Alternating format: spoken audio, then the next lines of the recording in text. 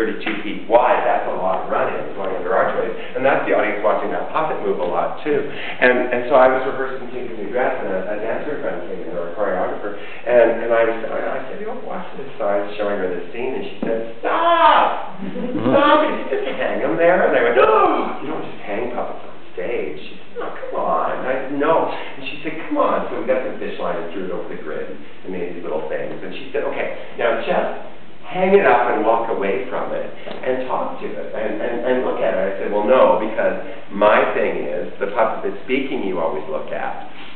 And what happened was this whole new exploration of breaking your own rules, because I realized that if I'm looking only at the puppet that's talking, this thing is pretty dead. So we know this thing is talking, so why doesn't it and the performer look at the static one and imbue it with a little more life? So I started playing with stuff like that. And there was a scene in Tinka which is kind of, well, a bitch fight, for lack of a better term, between Tinka and Fipsy at a party. And it's quite a nice little scene, and they, you know, it's quite cold. It's like, how are you? And it's a whole conversation about art and the stage. And I was doing the whole thing, and I just actually hung them up and knelt down and just threw my focus to each of them back and forth.